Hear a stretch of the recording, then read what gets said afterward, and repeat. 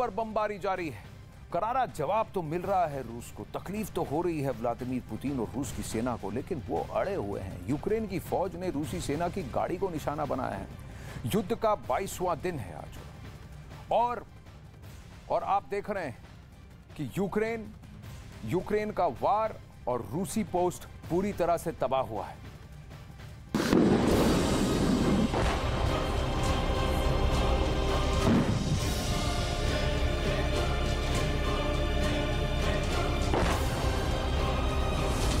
रूस के बम, यूक्रेन हुआ बेदम। यूक्रेन के शहर, रूस का कहर। रूस के निशाने पर यूक्रेन के नागरिक। मारियोपोल में बमबारी से 2500 की मौत। यूक्रेन और रूस के बीच 24 फरवरी से शुरू हुई जंग के 22वें दिन रूस ने यूक्रेन के कई शहरों पर हमले और तेज कर दिए हैं। अब तक कीव पर कब्जा नहीं कर पाने से पुतिन इतने ज्यादा गुस्से में हैं कि उनके सैनिक अब रिहायशी इलाकों में मौजूद आम लोगों को भी निशाना बनाने से नहीं चूक रहे हैं।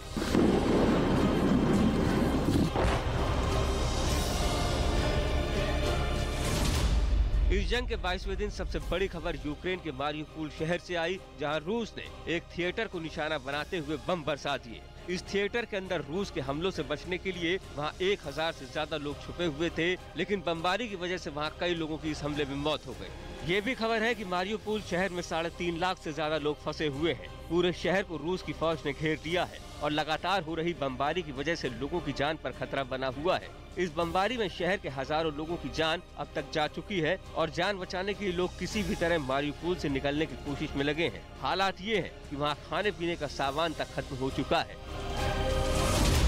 अकेले मारियोपोल में 2500 लोगों की मौत बमबारी की वजह से होने की खबर है। मारियोपोल में 3.5 लाख लोग ऐसे बताए जा रहे हैं जिनके पास खाने पीने को कुछ नहीं है। इसीलिए लोग शहर से भाग जाना चाहते हैं, लेकिन शहर को रूस की फौज ने पूरी तरह से घेर लिया है। इसीलिए लोगों को बाहर निकलना भी अब मुमकिन नहीं दिखता। ऊपर से ठंड ऐसी कि वहाँ तापमान -5 डिग्री तक पहुँच गया है। मतलब ये कि -5 डिग्री तापमान में लाखों लोग फंसे हुए हैं। मारियोपोल में आसमान से हो रहे ताबड़तोड़ हमले लोगों को संभलने का मौका तक नहीं दे रहे। हजारों लोगों की मौत हो चुकी है। पूरा का पूरा शहर खंडहर में बदल चुका है। जंग के शुरुआती दिनों में तो केवल फौज के ठिकानों को निशाना बनाया जा रहा था। ऐसी जगहों पर बम नहीं पहुंच रहे थे जहां आम लोग बसे हों। लेकिन अब खूबसूरत मारियोपोल में शायद ही ऐसी कोई इमारत बची हो जिसे बमबारी से नुकसान न पहुँचा हो।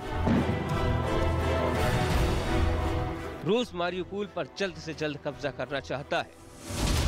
उसकी वजह यह है कि मारियोपोल अज़ोव सागर की सीमा पर बसा शहर रूस के प्लान का अहम हिस्सा है। नक्शे पर देखें तो ये शहर पूर्वी यूक्रेन में है, जहां रूस की सेना ने जंग छिड़ने से पहले ही घेरेबंदी कर ली थी। मारियोपोल की समुद्री सीमा पर यूक्रेन का एक बेहद अहम बंदरगाह है, जो यूक्रेन में कारोबार के नजरिए से बेहद अहम है। मतलब ये कि अगर मारियोपोल रूस की मुट्ठी में आया तो यूक्रेन की अर्थव्यवस्था का बहुत बड़ा हिस्सा रूस के हाथ में चला जाएगा। अब बताया ये जा रहा है कि मारियोपोल की जो 3 जमीनी सीमाएं हैं, उन तीनों सीमाओं पर रूस की फौज ने घेरेबंदी कर दी है। शहर से बाहर निकलने का कोई रास्ता रूस की पहुंच से बाहर नहीं है। ऊपर से शहर के अंदर की जितनी भी अहम इमारतें हैं, चाहे वो सरकारी एजेंसियों के दफ्तर हों, स्कूल और यूनिवर्सिटी हों या बाजार हों, सभी जगहों पर रूस की बमबारी की वजह से भारी नुकसान हुआ है।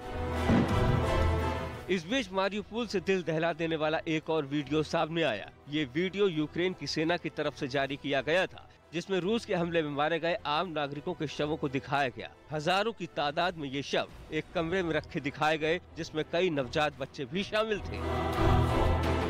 कुछ एजेंसियों के मुताबिक मारियोपोल में लोग सड़कों पर जमी बर्फ पिघलाकर पानी पी रहे हैं। अमेरिका की एक निजी सैटेलाइट कंपनी ने भी मारियोपोल की तस्वीरें जारी की है। तस्वीरों के आधार पर दावा किया गया है कि वहां बड़े पैमाने पर तबाही हुई है। शहर के बड़े बड़े हिस्से धुएं से ढके हुए हैं। बताया जा रहा है कि बहुत से लोग तो कारों में ही फंसे हुए हैं, जिन्हें शहर से निकलने का रास्ता नहीं मिल रहा। एक तरफ यूक्रेन की सरकारी एजेंसियां आरोप लगा रही हैं कि रूस आम लोगों को निशाना बना रहा है, तो दूसरी तरफ रूस का दावा है कि मारियोपोल में आम लोगों को ढाल की तरह इस्तेमाल किया जा रहा है। बहरहाल इस जंग में रूस के हमलों में अब तक यूक्रेन के हजारों लोगों की जान जा चुकी है।